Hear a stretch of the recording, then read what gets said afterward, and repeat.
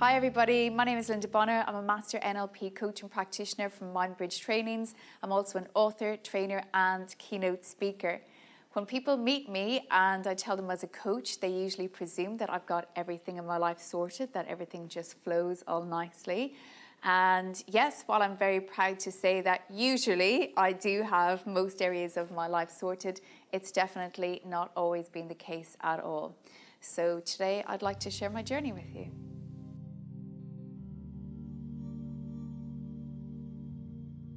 I grew up in a very small town in Ireland, which was lovely, absolutely lovely. Great parents, great family, older sister, younger brother, your typical kind of Irish family, I guess. But in my head, there was just something that wasn't quite right. What? I said I don't want any dinner. God. So when things went wrong, I got very angry, and I could again recognize in myself when I was like falling into this cycle. And if I wasn't angry, I was very sad.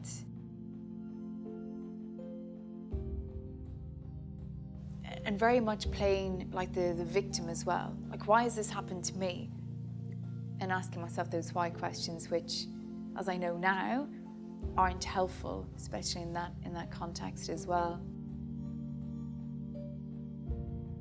And it was like I lived inside this little bubble for myself that other people didn't know and I couldn't explain to them. So that affected me even more. It's like I'm carrying around all of these negative emotions and they had to come out in some way. The people closest to me said, you have literally got to get help. So I started getting help at that stage in my first year of teaching, and it was so hard, it was so difficult. So I was already trying to manage everything else that I have, and I try and manage like this, the start of this new journey as well, and I didn't cope with it very well. And when we don't cope with things very well, what do? We either face them or we run away from them. I ran away to the Middle East, hoping again that that would make things better, that I would leave all those problems in Ireland, I'd come to the Middle East and start fresh. So I got another teaching job, and again, things were fine for a while, but there were so many triggers that I was now starting to recognize, and I needed the tools to deal with it, and I still didn't have those tools. And years ago, when I moved to Dubai first, my friend, I was having this lovely conversation with one of my girlfriends, and she was telling me she was doing this NLP course, and she knew how I was feeling at the time. She was one of my closest friends, so she knew everything that she needed to know. She recommended that I take this NLP course with her. I was like, I've heard of NLP, but I'm not really sure. And 4 weekends, and it's how much? I'm so busy at school at the moment. It's so full on. I've started a new school and everything else. And my friend said, Mind Bridge, the company that I did my training with, they're coming back in November. And I thought, these guys sound amazing. And maybe this is the thing that I need. Maybe this is the thing that'll help me get unstuck and move forward. So I contacted Mind Bridge, and Mary Lou and Jerry said they'd love to have me on the master program. They had a look at the material that I'd already done, and we had some chats, and they said, yeah, you'll be fine, don't worry at all, come on board. And so I came to this Master NLP coach and practitioner training with an open mind and really excited. It was like, this is going to be it. I can feel it, like this is going to help me move forward.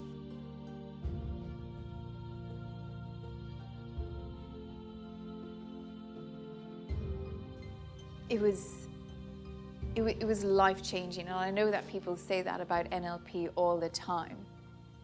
It was seriously, and I find it hard to explain, but hopefully this little story might help a bit. So it's a Thursday evening, it's the second weekend of the course, and I'm sitting chatting with Mary Lou and talking about why I'm on the course, and it's about being my best self. And she said, okay. And I was telling her, I'm up so early in the morning because I have to get my 3-hour run in before I come down to the class and everything. And she said, wow, it sounds like you're really busy. And I said, yeah. And she said, tell me about the running. And I said, oh, I love running. It keeps me fit and keeps me healthy. And it's something that's helped me manage like my eating and, you know, just live a healthier lifestyle. And she said, okay. And she said, so when are you going to stop running? I was like, well, I'm not. I love running so much. Like, and did you not hear how much I love running? And I'm really excited about my next marathon. She said, okay, let me rephrase my question. When are you going to stop running from yourself? And I was like, oh. But she said, you know, how can you possibly think about moving forward wholly and completely when you've left a part of yourself behind? And I was like, oh my word. She said, yep. I was like, I've never thought of it like that at all.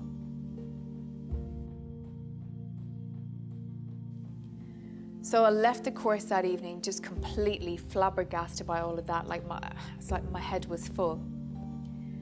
And the following morning, my alarm goes off. So my alarm goes off at 3 to get up and get my 3-hour run in.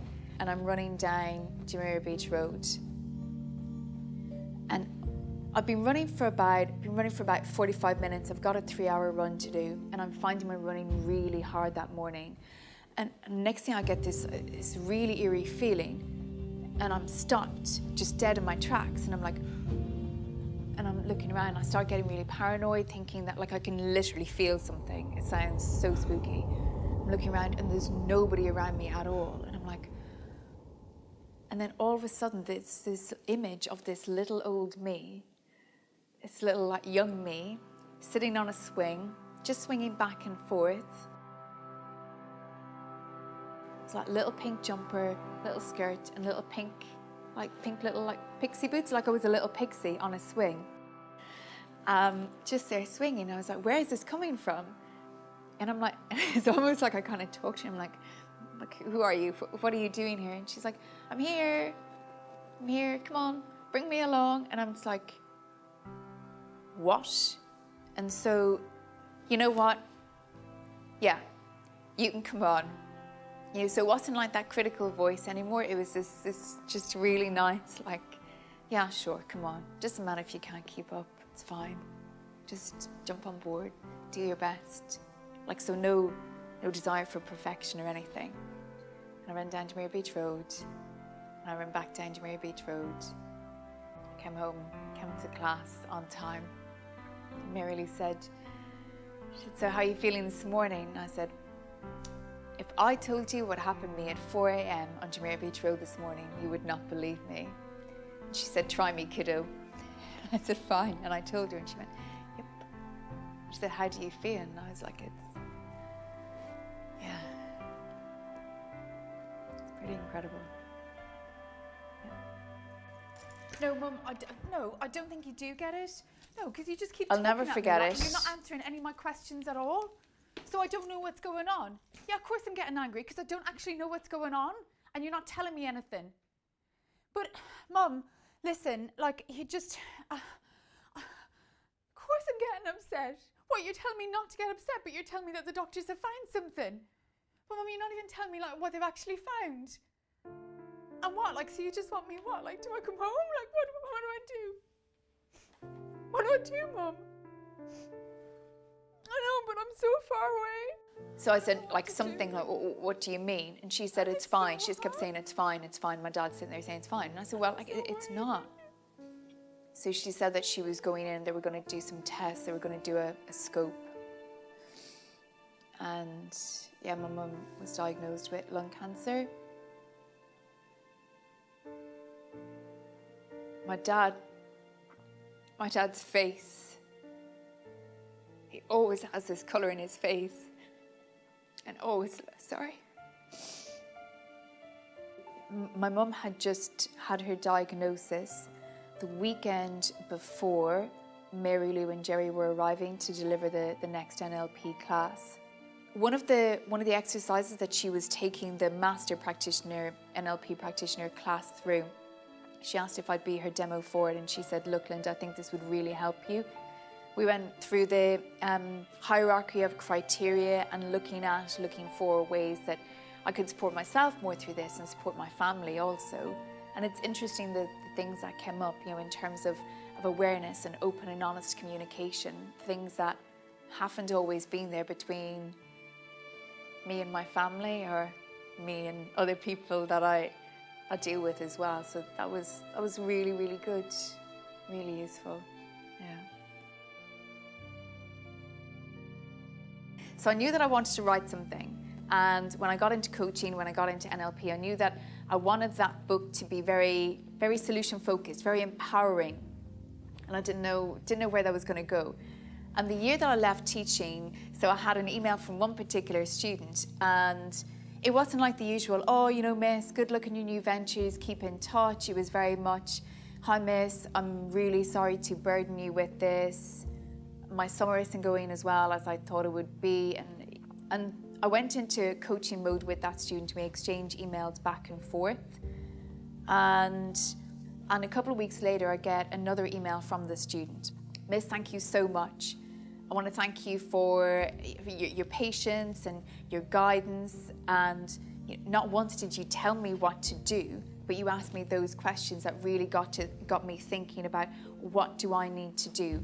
What things can I control here? And how do I want to move forward? Which was lovely.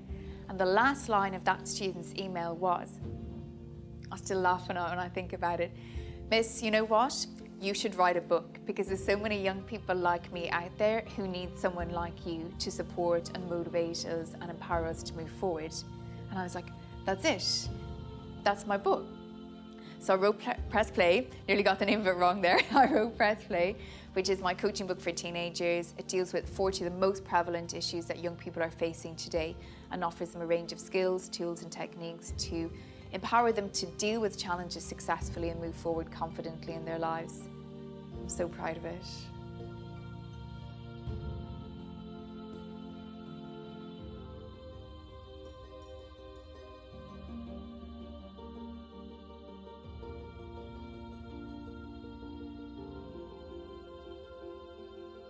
A question that I get asked most often as an NLP practitioner, as an NLP coach, is what is NLP and how do people use it? And essentially for me, NLP is about communication excellence. And so it's understanding that connection between your brain, so the neuro aspect side of things, your language, verbal and non-verbal, and your behavior, programming, and how these three parts are connected. And it looks at, it's like a user's manual for the brain. So it's an incredibly powerful set of tools and techniques to help people continually strive to move forward, you know, to overcome challenges, to deal with things, to be successful, to model excellence in so many different areas of their lives. And so for me, I use NLP all the time. I would literally say every single day, because I use it with myself first. And I think that's one of the most important things about NLP and about coaching. And so in coaching then as well, it's about, you know, again, understanding yourself, because if you want to be a coach, you need to understand yourself, because how can you help a client make that breakthrough or get to where they want to go if you're not willing to go there yourself? For me, that's an incredible important part of it. Like, it's imperative to coaching. How would you not want to be better? Like, why would you not want to be better in all areas of your life? So NLP and coaching helps you go from good to great and beyond. Ooh, future plans. The future is massive. It's incredible. When I think about the future, I get so excited because there's so much that I want to do. I have very big plans. I don't know if I can share them right now, but I have. It's about a lot of the coaching work that I've had on myself recently, I've been doing with myself, is about that legacy, and it's all about making a difference through the work I do as a coach, through my books. It's massive. It's really, really big. And the one thing that I've learned in all of this, I've learned so many lessons from setting up my own business, and so many lessons just in terms of personal and professional growth. you have to have faith in yourself. Have to have faith in yourself, and you've just got to keep going. Take it step by step if you have to, but you just